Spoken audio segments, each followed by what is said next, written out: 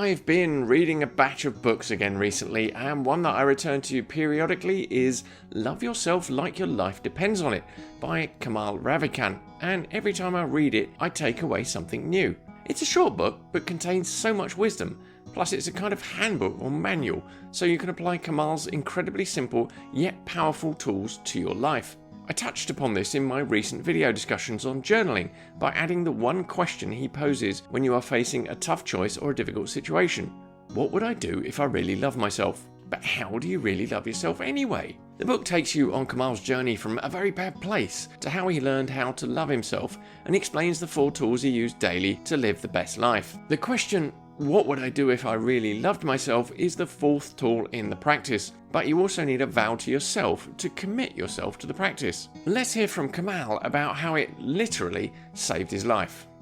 If I could do anything, I said into the microphone, I would share the secret of life with the world. Laughter from the audience. And I just figured it out a few months ago.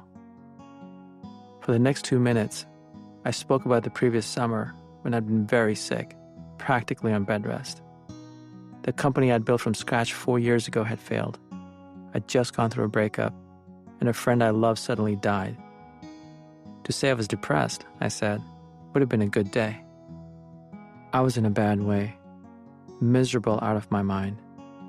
There were days when I lie in bed, the drapes closed, morning outside sliding into night and back to morning, and I just didn't want to deal with my thoughts, deal with being sick, deal with heartache, deal with my company tanking, deal with life. Here is what saved me. I'd reached my breaking point. I remember it well. I couldn't take it anymore. I was done with all this misery, this pain, this angst, this being me. I was sick of it. Done. And in that desperation, I climbed out of bed, staggered over to my desk, opened my notebook, and wrote, "This day, I vow to myself to love myself, to treat myself as someone I love truly and deeply. In my thoughts, my actions, the choices I make, the experiences I have, each moment I'm conscious, I make the decision, I love myself." The truth is to love yourself with the same intensity you would use to pull yourself up if you were hanging off a cliff with your fingers, as if your life depended upon it. Once you get going, it's not hard to do. Just takes commitment, and I'll share how I did it. It's been transformative for me. I know it'll be transformative for you as well. Wow! Now, I'm sure you're facing a tough situation in your life too. I don't think I've actually met anyone who isn't at some stage. Think about it for a moment and ask yourself, what would I do if I really loved myself? When you ask yourself this question and really sit with it so it settles into your heart and soul, get quiet and just wait for the answer to come, and it will.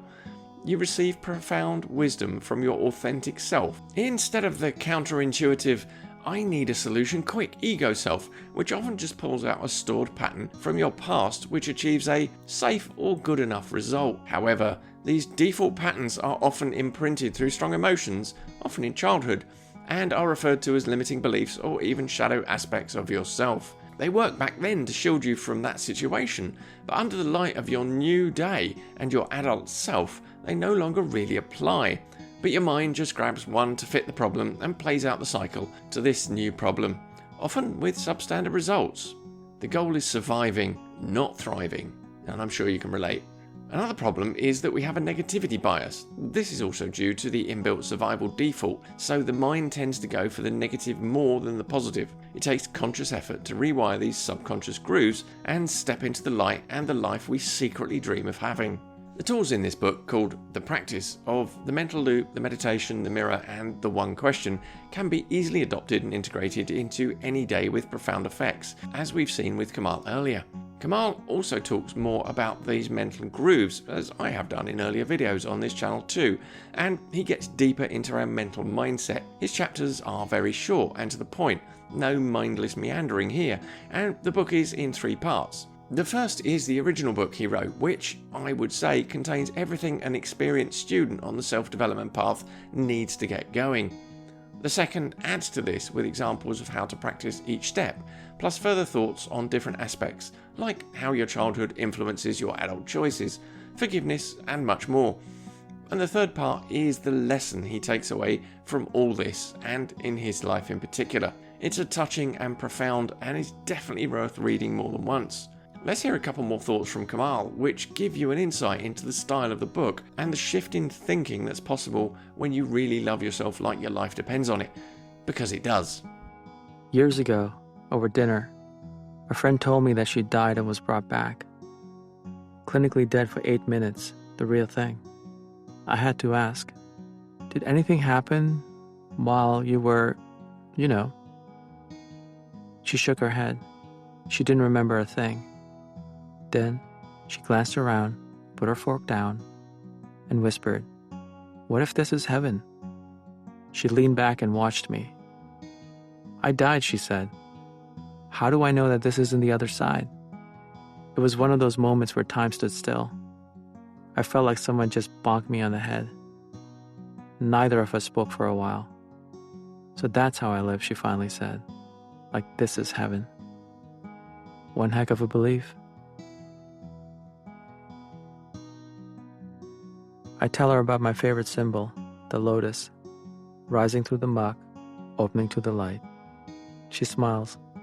Symbol it is. She gathers the waste and leaves. I think about my symbol again. A lotus doesn't force itself to open to receive the light. It's the other way around. The light opens it. So vow today to love yourself like your life depends upon it. Write it down and start the practice. And I'll link to the book below. What if this is heaven and you're getting to experience it all these emotions, good and bad, because you were lucky enough to be born?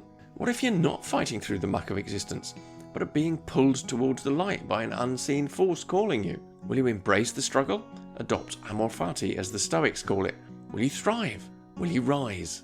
What are you going to do different today to start to live your best life? Let me know in the comments or reach out to me for support. And remember, check out my latest course in the Rise Academy on the power of affirmations, which is designed to help you reduce your negative feelings, program your subconscious mind to develop positive action to help you reach your goals, open your heart to allow you to dream big, and to increase your overall confidence. I'll link to it below.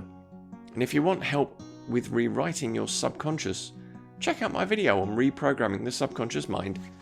And remember, dream, dare, rise.